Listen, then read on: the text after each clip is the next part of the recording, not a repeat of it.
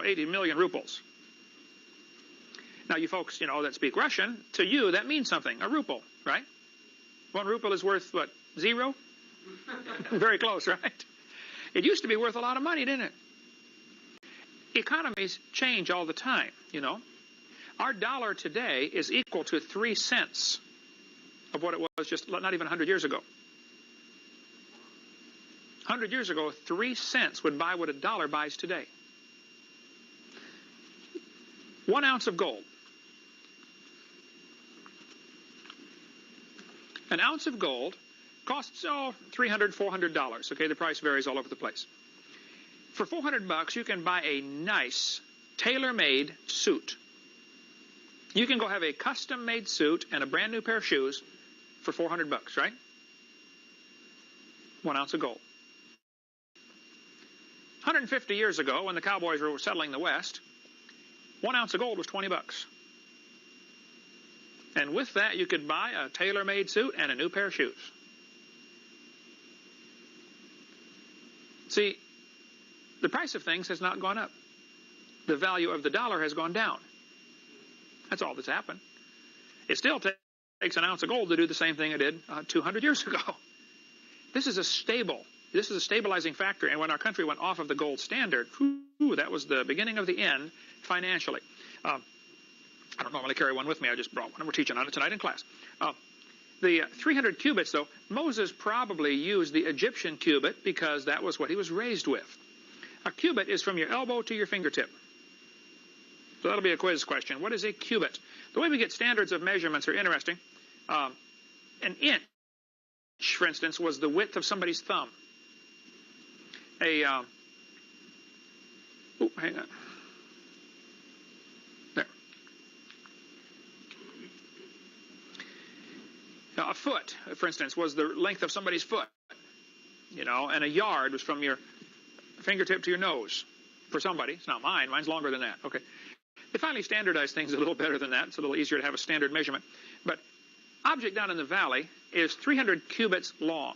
If you use the Egyptian cubit, which is 20.6 inches. The standard Hebrew cubit is 18 inches. Mine is 21 inches. So this is that's what a cubit is.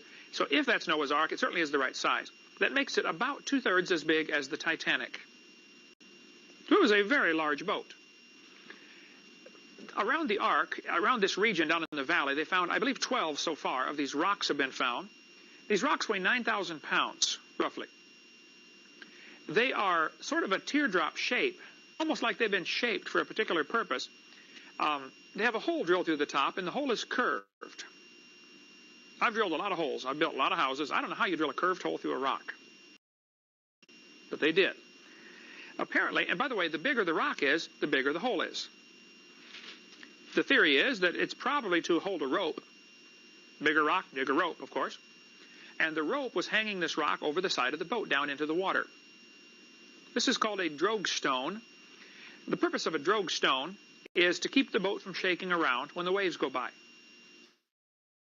Shock absorbers.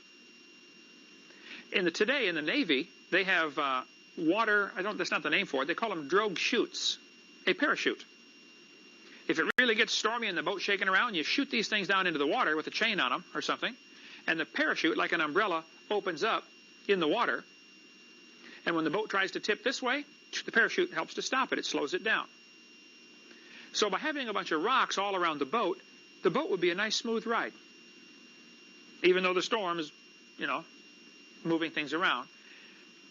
The other advantage of this is, if it really gets windy, the rocks are going to drag behind you because the wind is going to push this boat, and it will always turn it perpendicular to the waves. The danger of a boat in big waves is, if the boat is going this way and the wave hits it from the side, it'll roll the boat over. This is called capsize, to roll over. When big military ships today get into a storm, they turn the boat and head into the wind. Because the wind is going to make the waves go a certain direction.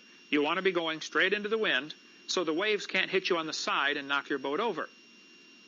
Well, if you had drogue stones, the wind would turn you automatically at a right angle, perpendicular to the waves. You can't capsize. One scoffer said, well, if he had all those rocks hanging all over the boat, wouldn't that slow him down? He wasn't trying to go anywhere. Where was there to go? He's just trying to float, okay? I think if I was Noah, I'd make my ropes long enough to have those rocks touch the bottom. Float up, survive for 7 months, float back down. Otherwise, you don't know where you are when you land. Not that it mattered, there's nobody to go visit, but he probably had these rocks long enough. One scoffer I debated said, you can't have a boat that big because when they tried to build a boat with 6 masts, it's called a 6-master. If you don't know, a sailboat has the pole sticking up out of it. That's called the mast, that holds the sails. Most of the old ships had 2 or 3 of these masts. You know, you see these huge poles with all the sails on it. One company, back 1850 or something, tried to build a huge wooden ship. It was 330 feet long, I believe, and it had 6 of these masts sticking up. The reason we have these big trees right around here in Pensacola, the Spanish planted a lot of these trees. They're called live oak because the wood doesn't rot. Eventually it does, but it's very rot resistant. And it's extremely strong. They keep their leaves all year round. They slowly, you know, they're always green. These live oaks are great for building the mast of a ship. Extremely strong, and they would, of course, trim off the branches as they grew and make them grow straight to get a good straight log for the mast of the ship. Well, the scoffer said they built a ship that had 6 masts, and they took it out in the ocean, and it was just so big when the waves came up, the wave would lift up the middle of the boat, and the ends are bending, and it kept bending and bending and bending, and pretty soon it started leaking everywhere. And he said, see, you can't build a boat that big. Well, Noah's Ark didn't have any masts, for one. It's not trying to sail. It's just built to float, right? Secondly, God gave him the blueprint. God told him how to build this boat. It was probably reinforced with iron. And the scoffers always assume, of course, there's no iron in this Noah's Ark. And if Noah's Ark had a moon pool, it would solve the problem. I don't know that it had one, but it certainly could have. A moon pool is a hole in the floor with walls built up inside. And when you go over the wave, the water goes up and down inside that hole. And it does the same thing that a piston does. As it goes up, it can push all the air out of the boat, or some of it, just like your lungs do. When the wave goes down, it would be a suction that would suck fresh air in. It would be air circulation. So, we'll have to leave it right there for this week. Next week, we'll talk about what happened to the dinosaurs after the flood. I mean, if this is true, that Noah took dinosaurs on the ark, what happened to them? We'll cover that in the next class. Thank you so much.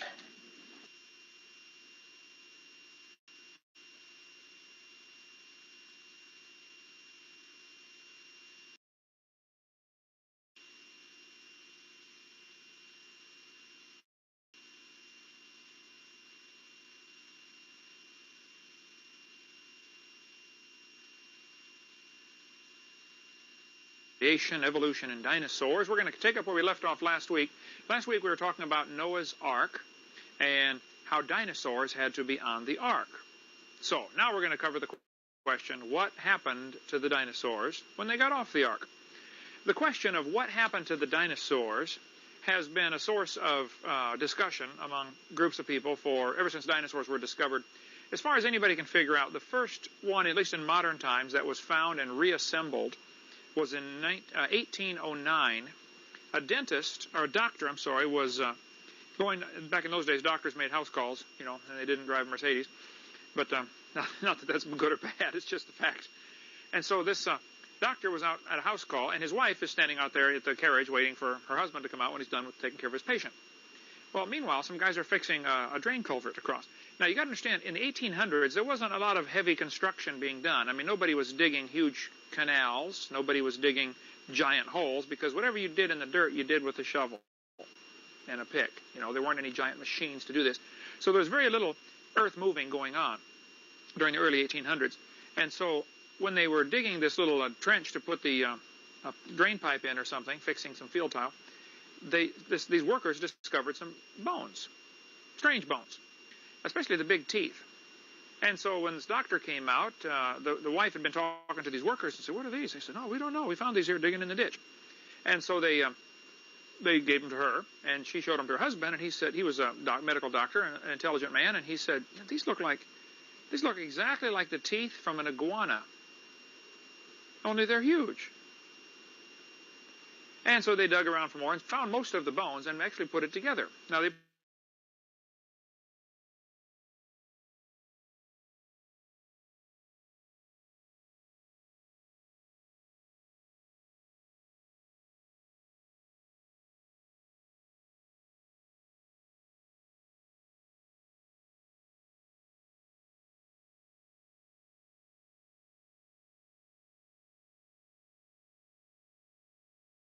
modern times that was reassembled from the bones. Since then, they have found many iguanodons and put them together and found all the mistakes that they made. For instance, on the original iguanodon, they found this round, sort of like a snow cone cup, pointed at one end and round at the other end.